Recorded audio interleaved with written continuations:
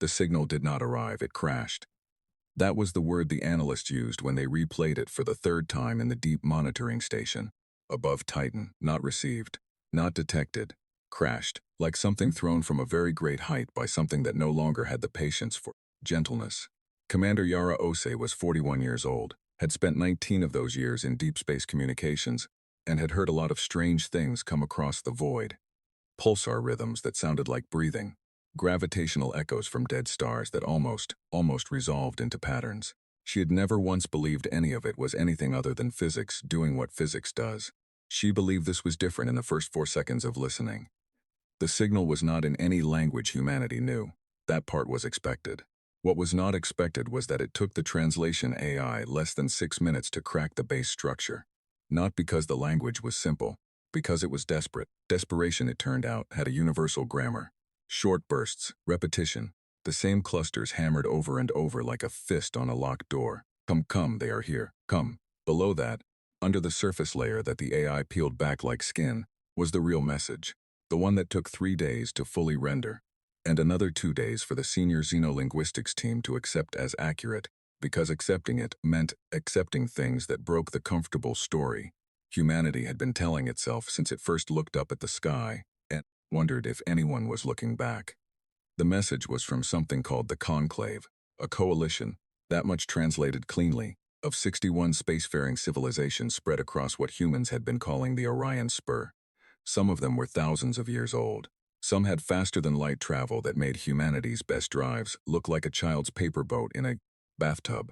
Some of them had weapons platforms the size of small moons. All 61 of them were losing. Not losing a war, not losing a campaign. Losing in the way that a candle loses to a room full of dark. Losing the way a sentence loses when someone erases it. Being unmade. That was the word the translation team settled on after arguing about it for 6 hours. Because the original term in the signal's base language did not mean destroyed or killed or defeated. It meant something closer to the idea of a thing being removed from the possibility of having ever existed. The Conclave was not asking for help. The Conclave was screaming for it. Yara stood in front of the Joint Space Command review board 4 days later and did not waste time on preamble. She put the signal's core data on the main display and said, "They have been fighting this thing for 200 years. Before that, it was someone else fighting it for 400 years. Before that, someone else. The oldest record we've been able to pull from the signal's attached data cache goes back approximately 2 million years. It has never stopped. It has never negotiated. It has never retreated. Every civilization that encountered it is either part of the Conclave and still running, or gone." The board was quiet. General Marcus Webb, who commanded Earth's Third Fleet and was not a man who went quiet easily, said, "What is it?" "They call it the silence," Yara said. "Our best translation. Their term is longer. It's more like the thing that answers existence with nothing. We shortened it. And they're calling us because we're the only ones they haven't asked yet." She paused. "Let that land. Every other species in this region of the galaxy is already in the Conclave, or already gone. We are the last door they haven't knocked on." Webb leaned forward.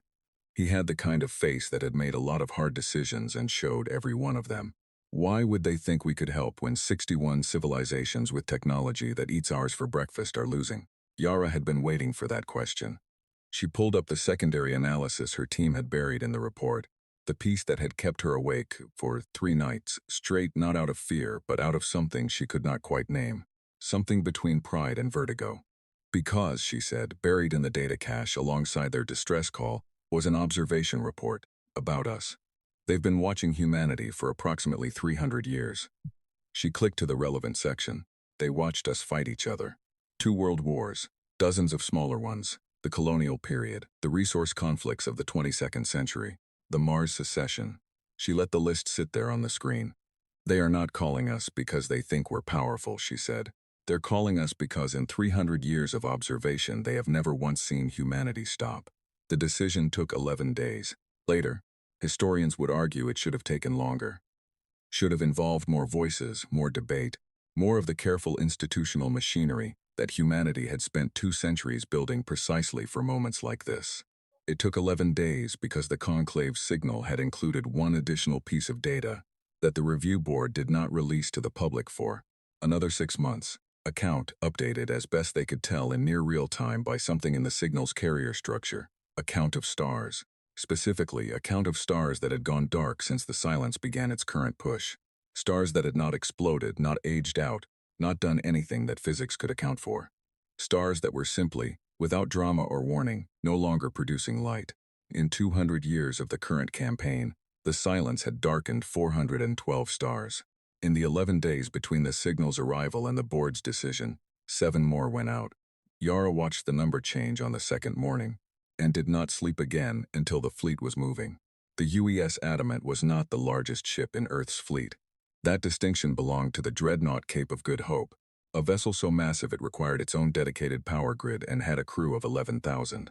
The Adamant was a command carrier, smaller, faster, built around the idea that the most important thing a flagship could do in an unknown engagement was survive long enough to learn something. Captain Yara Singh had commanded it for 3 years. She was the kind of officer who read the maintenance logs herself and knew the name of every engineer in her deck crews.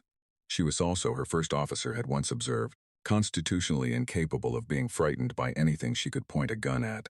She stood on the bridge as the fleet assembled around her. 47 warships, 3 carrier groups, 2 resupply chains, and a science vessel called the Perihelion that the Admiralty had insisted on, including because whatever they were flying toward, they needed to understand it, and watched the coordinated jump calculations resolve on the navigation display. 47 ships, Earth's largest single military deployment since the Mars secession. She had read the Conclave's data cache in full, all of it. The historical records, the tactical reports, the biological surveys of species that no longer existed. She had read the observations about humanity. The part Yara's team had translated as the reason the Conclave chose to call them, and sat with it in her quarters for a long time.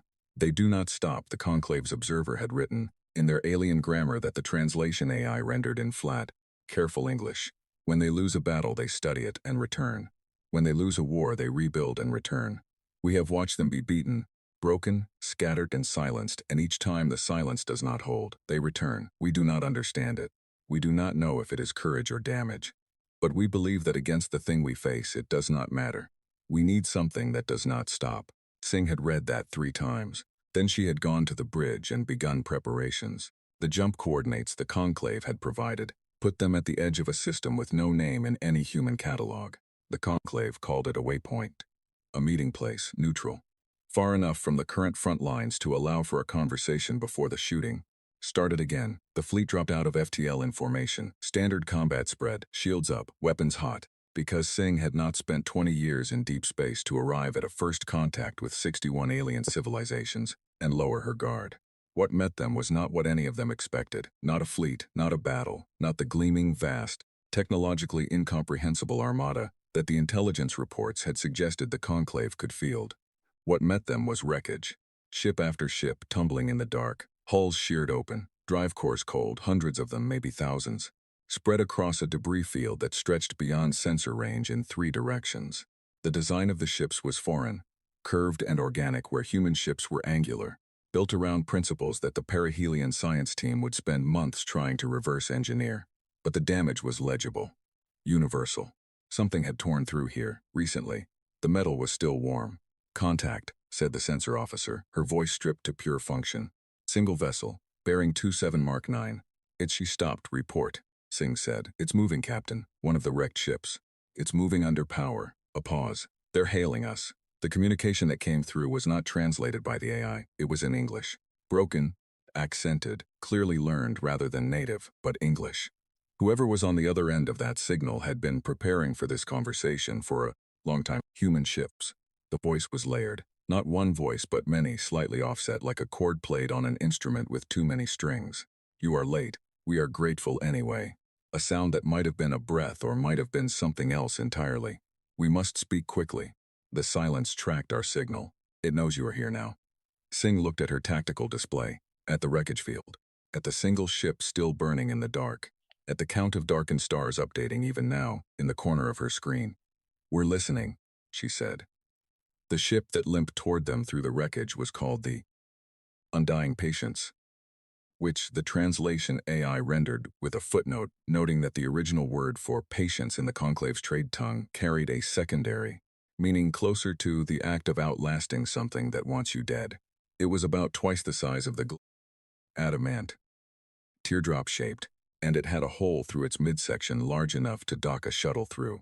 It was running on what the perihelion chief engineer described, in a voice that went slightly flat with disbelief, as something that should not be keeping it pressurized. The being that came aboard to speak with Singh called itself an ambassador. It did not give another name. It stood approximately 9 feet tall, moved like something that had evolved in low gravity and never quite adjusted to the standard kind, and had 4 arms arranged in 2 pairs at different heights on its torso. Its face was a cluster of sensory organs that human neurology refused to resolve into anything familiar. It wore what appeared to be a garment made of material that shifted colors slowly, like oil on water, though the science team later determined it was not fabric at all, but a kind of living membrane that regulated the ambassador's body temperature. It sat across the conference table from Singh Webb, who had come aboard the Slick Adamant, specifically for this meeting, and 3 other senior officers, and it spoke in its layered, too-many-strings voice, and it told them everything. The silence was not a species. That was the first thing. The thing that made the room go very still. It had been built 2 million years ago by a civilization whose name had been lost so completely that even the Conclave's oldest records contained only a symbol for it, a circle with a line through the center, which the Conclave's historians had been arguing about for centuries.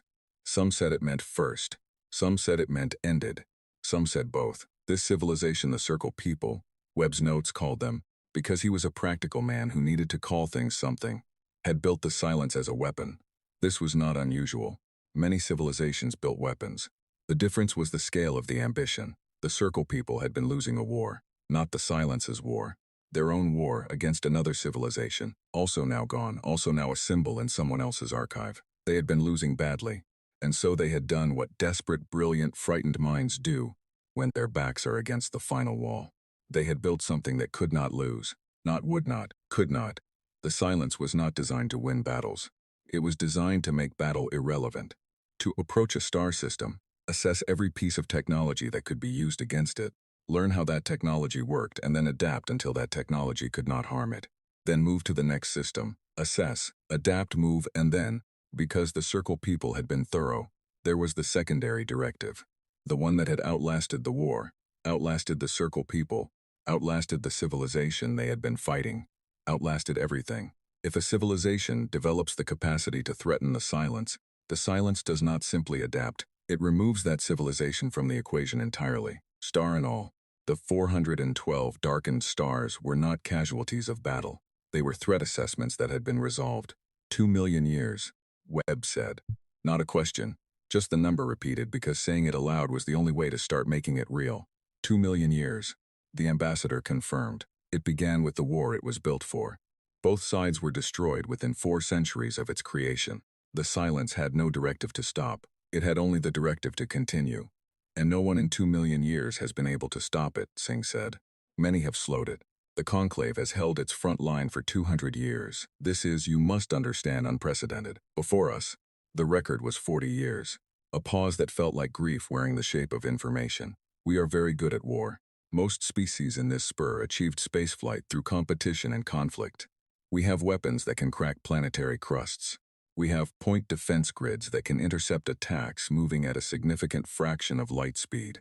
We have admirals who have been fighting this specific enemy for their entire lifetimes. And you're still losing, Singh said. We are still losing.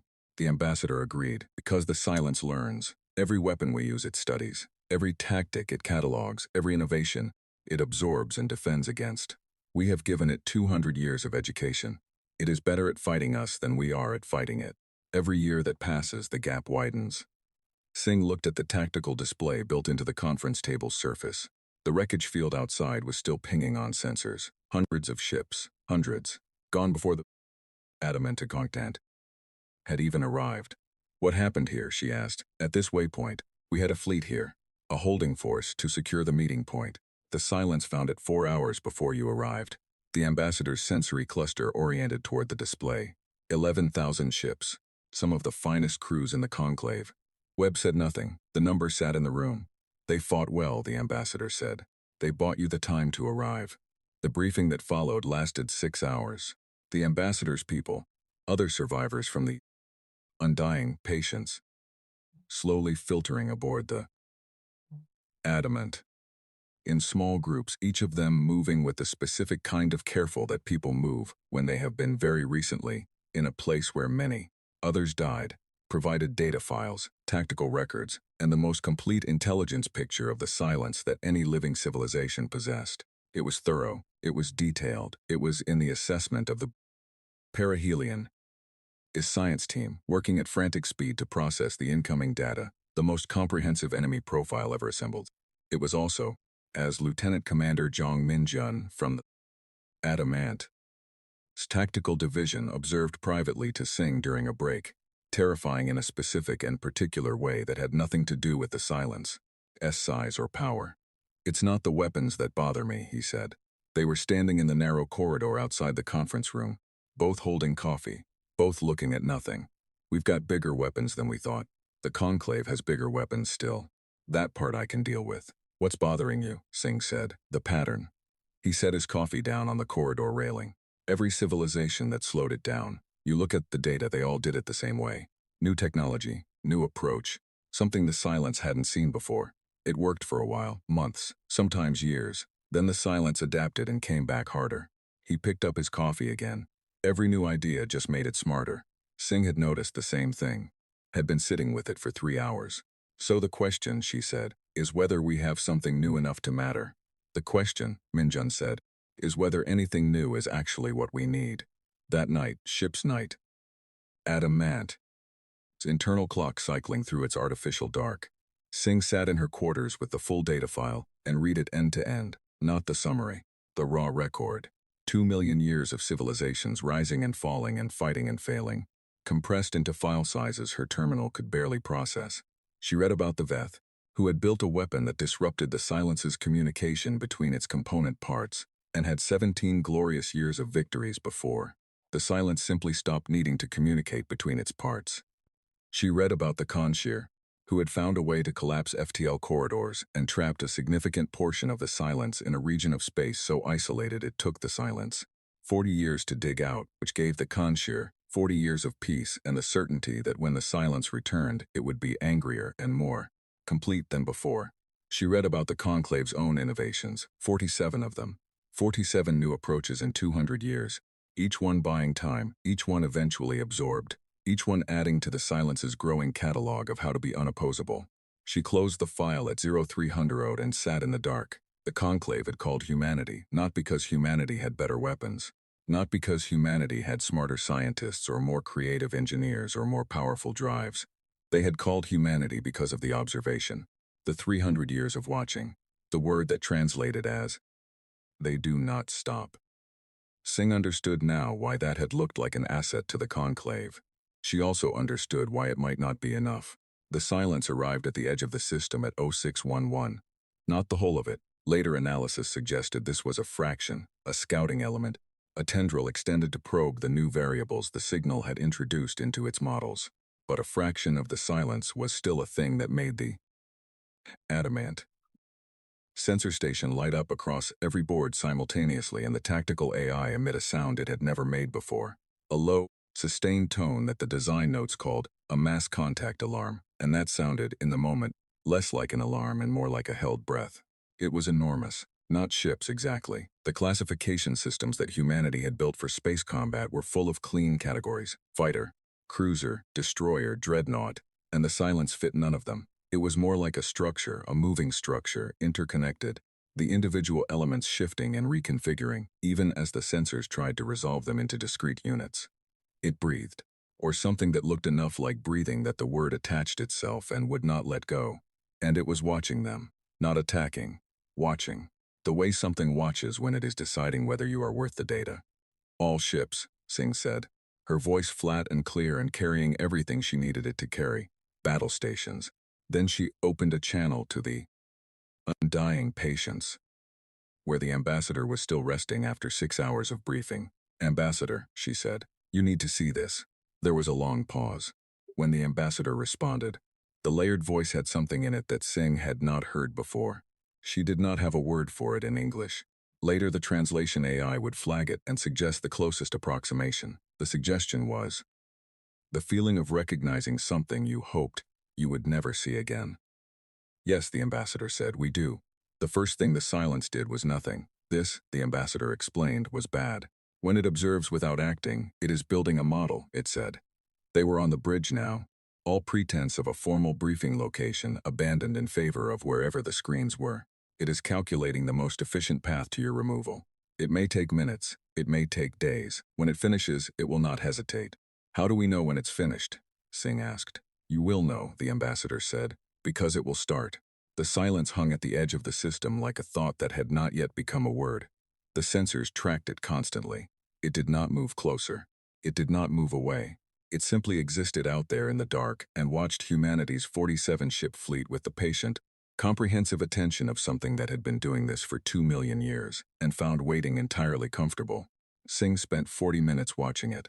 Then she turned to Minjun. I want every piece of combat data we have from the past 300 years, she said, every war we've fought, every conflict on record. Minjun blinked, against the silence, against each other. The conclave had given them 6 data files on the silence's tactical behavior, detailed, precise, and, in the opinion of the adamant tactical team, almost certainly incomplete because the conclave was still learning as they briefed. But Singh was not looking at those files. She had pulled up humanity's own records, not because she had a plan, because Minjun's words from the corridor were still in her head. Every new idea just made it smarter. And she was trying to find the thread in her own civilization's history that the conclave had seen from 300 years away. The wars were ugly. They were always ugly close up. The resource conflicts of the 22nd century had been particularly bad, three-sided, badly supplied, running on desperation and ideology in equal parts, the kind of war that historians later had trouble explaining because the logic of it was so circular it almost ate itself. The side that eventually won had not won by being better armed or better funded. They had won by changing what they were fighting for in the middle of the war, not the goal, the frame, the thing the soldiers told themselves every morning about what they were doing and why it mattered. Halfway through a losing campaign, their general, a small, unremarkable woman named Abioy who had spent most of the conflict surviving things that should have killed her, had stood in front of her remaining forces and told them to stop thinking about winning. Stop thinking about winning, she had said, according to the record. We are not trying to win. We are trying to still be here. Those are different problems. The campaign that followed was not elegant. It was not a brilliant tactical reversal. It was stubborn, costly, improvised, and deeply weird in ways that military theorists still argued about. It worked because the other side kept expecting Abioy's forces to behave like an army that was trying to win, and Abioy's forces kept behaving like something that was simply refusing to stop existing. Singh closed that file, opened another. The Mars secession, the Jovian blockades, the asteroid belt skirmishes of the 2190s, different conflicts, different centuries, different technologies, and running through all of them like a wire, the same pattern. The same thing the conclave had watched from their deep space observatories and circled in their reports and flagged and discussed, and eventually, 200 years into their own losing war, decided might be worth importing. Humanity did not fight to win. Humanity fought because stopping had never, at any point in its history, seemed like an option it was capable of choosing. The silence adapted to strategies, to technologies, to innovations. The question was whether it could adapt to something that was not a strategy at all. She called the command meeting at 0900 and put Abioy's record on the screen without context. The captains of the other 46 ships were present via holographic relay, their faces arranged in a grid that filled half the bridge. Behind some of them, Singh could see their own bzids, their own crew, the quiet, controlled tension of people who had been watching something vast and patient and terrible sit at the edge of their sensors for 3 hours. She let them read the record. Then she said, "The silence has beaten every civilization that tried to outthink it. It learned every weapon, absorbed every tactic, adapted to every innovation. It is smarter than any single mind and older than most civilizations. We cannot outthink it." No one said anything, which was the right response. But the conclave didn't call us because they thought we were the smartest people in the galaxy, Singh said. They called us because in 300 years of watching us, they never saw us decide that losing meant stopping. She pulled up the tactical display, the silence on one side of the system, the fleet on the other, the math of it, tonnage, firepower. The conclave's technical assessments of the silence's current adaptive state was not favorable, not remotely. We are not going to defeat the silence today, she said. I want to be clear about that. We are also not going to die today. What we are going to do is make contact with it, actual combat contact, and make sure that when it builds its model of us, it builds and beyond. Accurate. 1. Captain Voss, commanding the dreadnought. Cape of Good Hope. Said, you want to let it study us. I want it to study something true, Singh said, because every other civilization gave it the best of what they had. Their finest weapons, their cleverest tactics, their most advanced technology, and the silence learned those things and moved on. She looked at the grid of faces. We are going to show it something it has never catalogued. We are going to show it something that doesn't have an upper limit to adapt to. The ambassador, standing to one side of the bridge where it had been silent since the meeting began, spoke. What is that? Singh looked at it. We're going to show it that we don't care how good it gets, she said, because getting better was never the point. The first contact was at 11:47. The silence moved when it was ready, not when provoked, not in response to anything the fleet did. It simply decided it had enough information and began. What it sent first was not a weapon, it was a probe, a fragment of itself, an appendage of that vast interlocked structure, separated and directed toward the fleet, with the smooth efficiency of something that had done exactly this thing countless thousands of times. The probe was roughly the size of a heavy cruiser. It was not shaped like anything. It was a collection of components and geometries that the silence had found useful in varying combinations over 2 million years, and was currently assembling in a configuration calibrated for maximum threat assessment of unknown variables. The fleet had been briefed on this. The ambassador had described the probing methodology in the data files. Every conclave captain who had ever seen this moment had a version of the same memory, the probe coming in, the exchange of fire, the probe absorbing and noting and retreating, and the silence building a slightly more complete picture before sending the next wave. What the silence had not seen, in 2 million years of probing, was 47 ships that stopped moving, not stopped firing, not stopped fighting, stopped fleeing. Standard doctrine, human, conclave, any civilization that had engaged the silence and taken notes for posterity, called for the receiving fleet to engage and then fall back, draw the exchange out, gather data. Avoid getting too much of your force too close to something the silence hadn't finished modeling yet. Singh held the fleet in position. The probe reached effective weapons range and opened fire. And adamantid took a hit on the port flank that blew out 2 shield generators and vented a section of the secondary hull. Minjun reported it in a flat voice.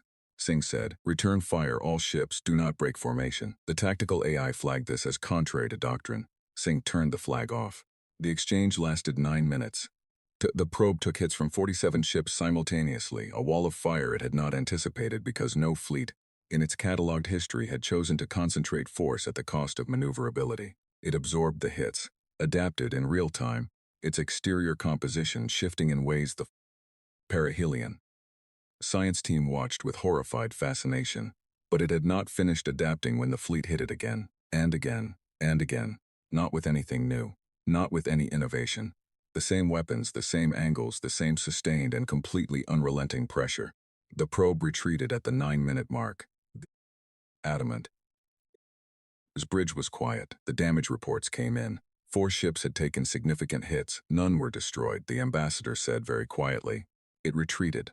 It needed to recalibrate, Minjun said. He was reading his screens with an expression that Singh couldn't quite interpret. It's seen weapons adapt to it before. It hasn't seen a force that just kept going after they stopped doing damage. Because no one has ever done that, the ambassador said. When a weapon stops being effective, you change the weapon. That is strategy. That is logic. Sure, Singh said. She was watching the silence reform at the edge of the system. We've also got a pretty strong cultural tradition of hitting things that aren't hurting them anymore, just because stopping feels like losing. She paused. Turns out that's useful. The silence did not attack again that day. It sat at the edge of the system and, Singh was increasingly convinced, thought very hard about what had just happened. Not in the way a person thinks. In the way a machine built for 2 million years of adaptation thinks. With the whole of its vast, distributed, interconnected intelligence turned toward a new data set and the problem of what to do with it. The conclave forces, brought up to speed on the engagement via the dying patient's communication system, sent back a response that the translation AI rendered as a mixture of confusion, hope, and something that did not translate cleanly, but that one of the linguists privately described as The feeling of watching someone do something you thought was impossible simply because they didn't know it was impossible. The ambassador stood beside Singh at the observation window, looking out at the dark, and was quiet for a long time. Then it said, "Our observers were right." Singh looked at it. "They wrote that they did not know if it was courage or damage," the ambassador said. "What they saw in 300 years of watching you." It turned its sensory cluster toward her, and Singh had the strange feeling of being looked at by something that had seen civilizations end, and was genuinely uncertain what it was seeing now. "I think now that it does not matter." Singh turned back to the window. The silence was still out there, still thinking, still building its model. "No," she said, "it doesn't." The silence came back on the third day with everything. Not a probe, not an assessment. The full weight of what it had committed to this region of space. The structure Singh had first seen on sensors, the breathing, reconfiguring, vast and terrible thing that had darkened 419 stars, came in from the edge of the system in a movement that the tactical AI described as a coordinated advance before running out of appropriate military vocabulary and simply generating a trajectory map that showed every ship in the fleet how little time they had. 22 minutes, all captains, Singh said. "I need 60 seconds of silence." She got it. The channel open, 46 ships listening, and Singh stood at the center of it and understood, very clearly, what she was looking at, what the conclave had been looking at for 200 years. What every civilization that had seen this and survived long enough to write it down had understood in the moments before it arrived. It was not just big, it was complete. That was the word for it. The silence had spent 2 million years becoming the most efficient engine of removal ever constructed, and looking at its full advance on the tactical display was like looking at a proof. A mathematical certainty in the shape of something that moved. She thought about Abioi, small, unremarkable, standing in front of what remained of her forces and telling them to stop trying to win. "We are not trying to win," Singh said into the channel. "I want everyone to be clear about that. We are trying to still be here when this is over. And we are going to do that by being the most expensive thing it has ever tried to remove." A pause. "Every ship, every captain, every crew member. Your job is not to destroy it. Your job is to cost it more than it has ever been cost in 2 million years. Make yourself the hardest thing it has ever eaten. Make it work. For every centimeter." Voss on the Cape of Good Hope said, "And if it adapt to everything we throw at it, then we throw the same things again," Singh said. "Twice as many times. The battle, when it began, was not what any of them expected. It was not clean. It was not elegant. It was not the kind of engagement that's written up in academy textbooks because the tactics were brilliant or the maneuvers were beautiful. It was a fight.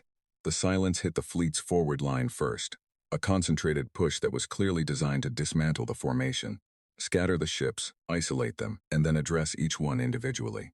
Every civilization it had fought had broken formation under this kind of pressure. The math was straightforward. A scattered fleet fought at a fraction of its concentrated power, and a fleet fighting at a fraction of its power was a fleet the silence could learn. From one piece at a time. Adamant. Forward shields failed in the first 3 minutes. The port side of the ship opened to vacuum in 6 places. Damage control teams moved through corridors with emergency suits and patch systems and the furious, competent speed of people who had trained for exactly this, and were discovering that training and the real thing are different in every way that matters and the same in the one way that counts. The formation did not break. This was not an order Singh had to repeat. The captains had understood the briefing. More than understood it.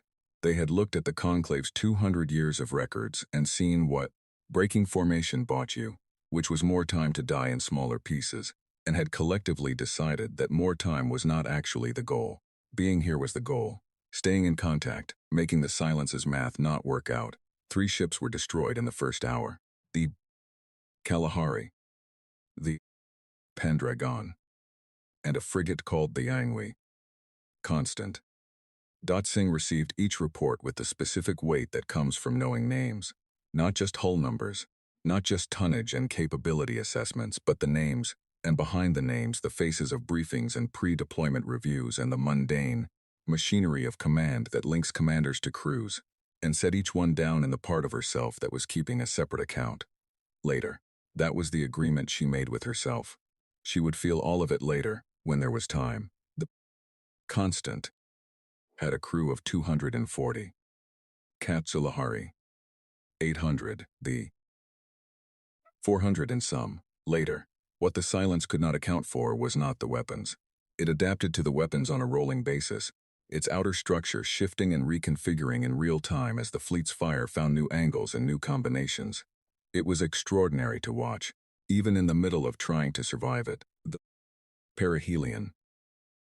His science team was running full sensor analysis throughout the battle because the order was everything we learn matters, and we are going to survive long enough to use it. And the data they were capturing was unprecedented. The silence learning, in real time.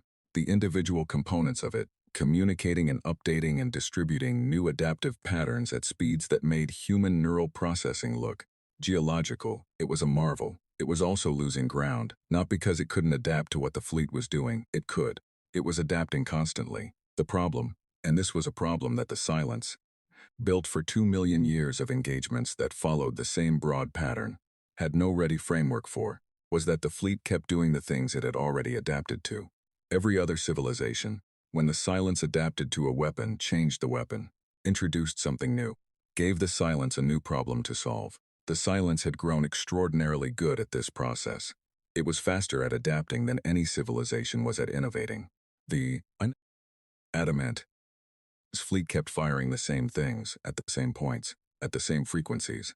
When the silence's outer structure reconfigured to defend against a particular type of energy discharge, the fleet hit it with that exact same discharge again and again, not because it was still effective. It wasn't, or at least not as effective, but because there was another calculation in play that the silence had not needed to make for 2 million years.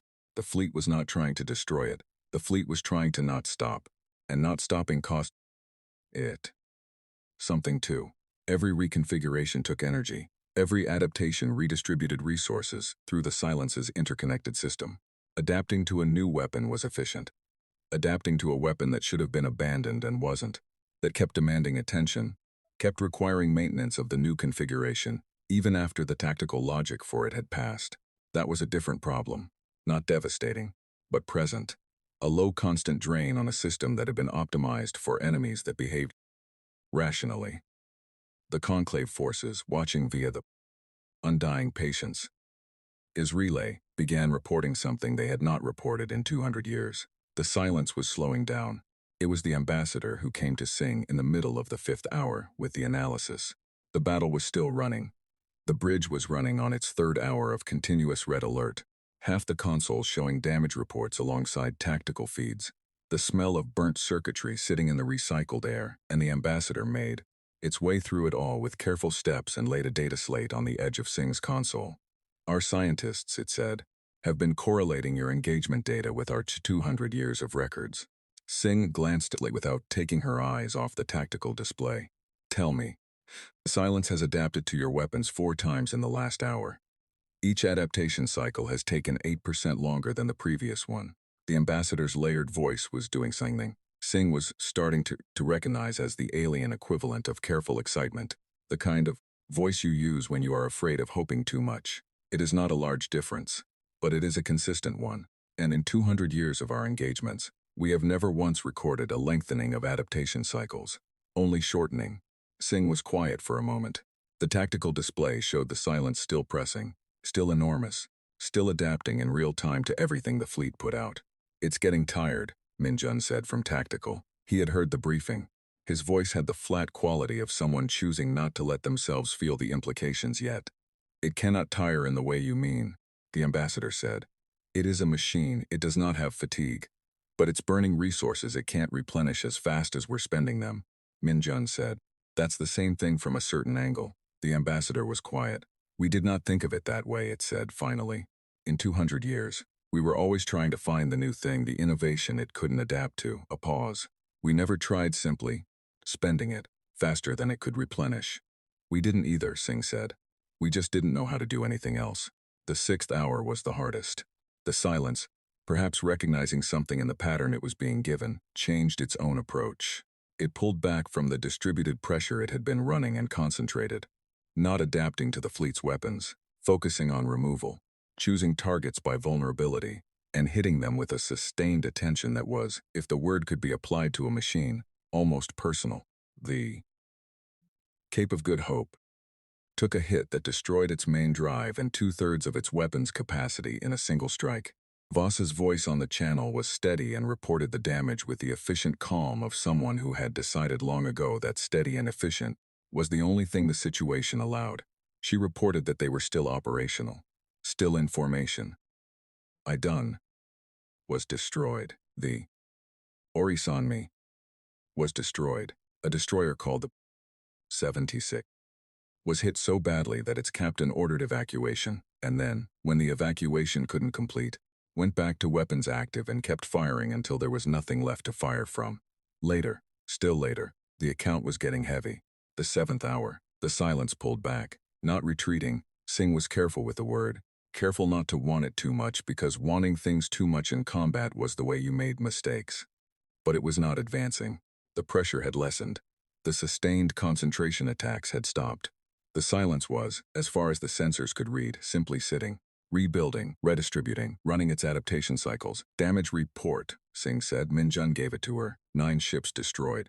14 ships with major damage. 11 ships with minor damage. Cape of Good Hope was functionally a weapons platform at this point rather than a warship, but Voss reported weapons still operational and had no intention of leaving formation. The Adamant had taken hits in 4 engagements and was still running on about 60% of its original capability. 24 ships still fully combat capable. The silence outside was an unknown quantity, but the adaptation cycle data the ambassador had laid on the slate was still updating, and the lengthening trend had not reversed. We heard it, Minjun said. We cost it, Singh said. Whether we heard it is a different question. She opened the fleet-wide channel again. Let them hear her voice, steady, the same voice she had been using for 7 hours. The voice that said, "The situation is what it is and we are still here, and those 2 facts matter. All ships, 7 hours, 9 lost. We are still in formation and the enemy has pulled back." She paused. This is not a victory. This is the beginning of what a victory might look like if we keep doing exactly what we've been doing. Another pause. Rest who you can. Repair what you can. The silence will come back. When it does, we will still be here. The channel was quiet for a moment. Then Voss, from the crippled Cape of Good Hope, said, "Understood. Adamant." And one by one, the other captains answered, "Still here, still here, still here." The silence came back on the 10th day. In the 3 days between, humanity fixed what could be fixed and recorded what could not be. Perihelion. Science team did not sleep in any meaningful sense. They took the battle data and the adaptation cycle analysis and 200 years of conclave records and built a model of the silence's resource expenditure that made the Adamant chief engineer, a steady and unflappable woman named Dr. Priya Nair, sit down in the middle of the lab and stare at her hands for a while. The model said this: the silence, over the course of the 7-hour engagement, had spent resources it would normally have spent in 3 weeks of continuous operation. The adaptation to novel threats process, running continuously against an enemy that refused to change its approach, had burned through reserves at a rate the silence's own architecture had not been designed to sustain. It was not going to run out. Nobody was saying that. The silence was 2 million years old and distributed across a region of space too large to accurately measure from their position. It had reserves that were, by any reasonable calculation, effectively limitless, but it was burning them, and the irate Perihelion's model, cross-referenced with the Conclave's 2 centuries of engagement data, suggested that the silence had never, in all of its recorded history, burned resources this fast against a single fleet. Because no fleet ever made it work this hard to achieve so little, said Dr. Yusuf Okafor, the science team's lead analyst, who had been awake for 60 hours and had the specific look of someone who had passed exhaustion and come out somewhere else entirely. It adapted 4 times in 7 hours and we were still there at the end. Every previous engagement, 4 adaptations meant the fight was over. The adapting civilization had changed its approach 4 times. The silence had learned 4 new things, and the engagement ended because the civilization had nothing left to give it that it hadn't already consumed. He put the model on the main screen. We gave it nothing new and it still couldn't finish the job. The Conclave communicated during those 3 days in a way they had apparently not communicated in the Conclave's entire 200-year existence, at volume. Transmissions from Conclave member species came in from across the region in a flood that overwhelmed the undying patience. Des communications array and had to be routed through the Adder, Emont, his own systems. Most of the messages were in the Conclave's trade language and took time to translate, but the emotional register needed no translation. Even the ambassador, reading the incoming communications with its sensory cluster moving in a pattern Singh had learned to associate with intense focus, seemed briefly and unexpectedly moved. They want to know, it said, if what we told them is accurate, that the silence retreated. Pulled back, Singh corrected. Not the same thing. I know. The ambassador set down the translation slate. To us, however, after 200 years, the distinction may be difficult to maintain in the emotional sense. Singh understood that.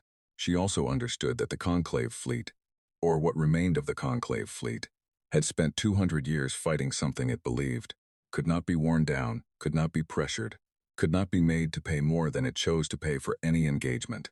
The idea that there was an approach that changed that calculation, even slightly, even provisionally, was the kind of information that could rebuild the way 61 civilizations understood the war they were fighting. She sent a reply to the Conclave that she spent 2 hours drafting and had Min Jun and the ambassador review for accuracy. It said, the silence had pulled back. It said, the engagement data was being transmitted in full. It said, the approach humanity had used was not a new technology or a novel weapon, but a behavioral pattern, and that pattern was replicable. It said, at the end carefully and with all the qualifications the situation warranted, this is not over and it is not won. But the model has changed. The silence came back on the 10th day, and it came back differently. This was what the perihelion, its team had feared and the ambassador had been waiting for. The silence was not static. It had spent 2 million years getting better at what it did, and what it had spent the intervening 3 days doing was precisely the same work it always did, cataloging a new variable and calculating an appropriate response. What it came back with was a configuration the Conclave had never seen. The outer structure was different. The movement pattern was different. The approach was not the concentrated push of the 7th hour, but something more distributed, designed not to overwhelm and remove but to attrite, to find the weaknesses in a formation that wouldn't break and apply sustained, targeted pressure to the specific points that would make not breaking cost more than the formation could bear. It had looked at humanity and concluded, correctly, that brute force was inefficient. It had adapted. Singh had expected this. All captains, she said. It changed its approach, so we change ours. She put the tactical overlay on the fleet channel, not the tactics, not the weapons. The formation, new configuration on my mark. The Conclave's ambassador, listening, said, it will adapt to the new configuration. Yes, Singh said. Then we change it again, and it will adapt to that as well. Yes, sis, and we'll change it again. A pause. This seems inefficient. It is. Singh was watching the silence advance on the tactical display. But it means every time it adapts, it's adapting to something we've changed on purpose. We control the pace of what it has to learn. We decide when it gets new information and when it gets the same information again. She marked the fleet's new configuration and sent the command. Ships moved across the display, smooth and coordinated. We're not trying to trick it. We're just trying to make sure it never has a chance to feel finished. The silence reached engagement range, and the battle began again. The second engagement lasted 14 hours. The fleet lost 6 ships, 11 more were damaged. Cape of Good Hope, already badly mauled, took another hit that destroyed its last weapons cluster. Voss ordered her crew to continue running interference, to stay in the formation and occupy the attention of any silence component that came within. Range, drawing fire, making the targeting calculations harder. A weapons platform made into a shield. Voss reported this calmly and did not ask for permission. Singh did not comment on it. The adaptation cycle data, tracked continuously by the perihelion, showed cycles lengthening again within the first 3 hours. Then, in the 9th hour, something that Dr. Okafor reported with a voice that had gone completely flat, a cycle that didn't complete. The silence had begun an adaptation to the fleet's 3rd configuration change, and had not finished it before the fleet changed again. It had not failed exactly. The silence did not fail in any conventional sense, but the incomplete adaptation sat in its system as an ongoing resource drain, never resolved, continuing to demand computational attention even as new adaptations stacked on top of it. By the 12th hour, there were 3 incomplete adaptation cycles running simultaneously. The silence's advance, previously smooth and continuous, had developed irregularities, small hesitations, moments where the structure held its position rather than pressing forward while something Internally resolved, Minjin said from tactical, in a voice that had gone very quiet. Captain. It's stuttering. The silence withdrew at the 14th hour mark. Not pulled back, withdrew. The distinction mattered because the tactical AI, tracking the movement, flagged it as the first time in any engagement for which the Conclave had data that the silence had changed course in a way that prioritized internal consolidation over tactical position. It was still vast, still present, still dangerous in ways that would require years and resources and lives to fully understand. But it withdrew to a distance that put it outside effective engagement range. And when it stopped moving, Dr. Okafor's monitoring data showed 4 simultaneous incomplete adaptation cycles still running. It was running maintenance. The undying patience. Its communications array, overwhelmed again, this time with something the translation AI rendered inconsistently. Triumph and terror and relief, blurred together in a way that suggested the Conclave's trade language had not developed separate words for them because, until now, they had never needed to occur simultaneously. Singh stood at the observation window and did not let herself feel anything yet. Later, still later. The account was very heavy now. The ambassador came to stand beside her. They were both quiet for a long time. It will return, the ambassador said. Yes, Singh said, better than before. The incomplete cycles will resolve. It will develop responses to everything we showed it today. When it comes back, it will be harder to do this again. Yes, Singh said, and we will need to fight it again. And again after that, for years. Perhaps. Decades, Singh said, and you knew this when you came here. Singh considered this. The window was full of dark and debris, and the distant cold light of stars that were still burning, and she stood in front of all of it, and considered what the ambassador was really asking. We knew we were coming to fight something that had never been beaten, she said. We knew it was going to take everything we had and probably more. We knew some of our ships were going to die. She paused. None of that meant we should stay home. The ambassador was quiet for a moment. Our observers wrote that they did not understand it, it said. Courage or damage, their note.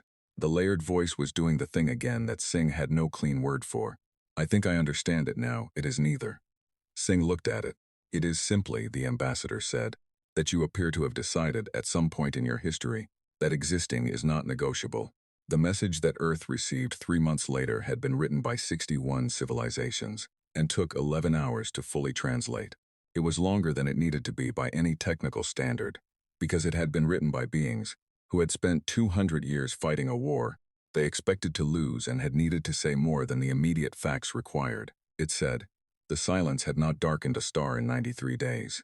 It said, the incomplete adaptation cycles had propagated through the silence's distributed system in a way the Conclave's scientists were still analyzing, but whose effect was a measurable decrease in operational efficiency across the entire structure. Not dramatic, not decisive, but consistent and growing. It said, we have changed our doctrine. We have stopped trying to innovate and started trying to persist. It said, it is strange, learning from someone newer and smaller and less powerful than yourself. It said, we are grateful. It said other things, in other languages, that took longer to translate, and that the linguist afterward described as some of the most complex emotional constructions they had ever encountered, packed with meaning that required entire paragraphs of English to approximate.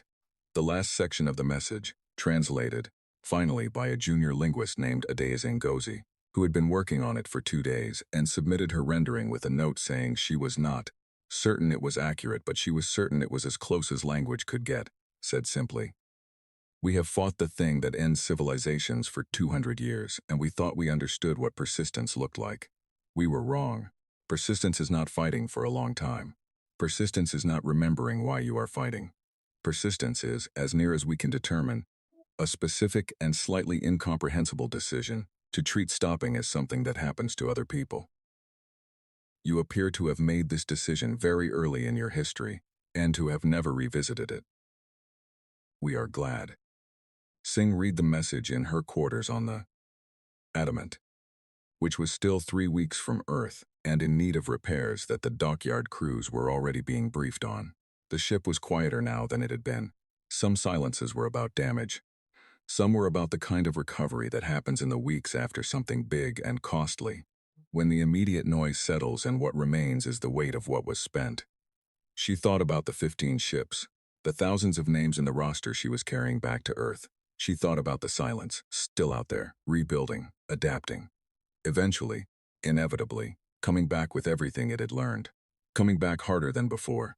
She thought about the conclave, 61 civilizations rewriting their doctrine, changing how they fought, learning something from the species they had called in as a last resort that they had apparently needed 200 years to learn.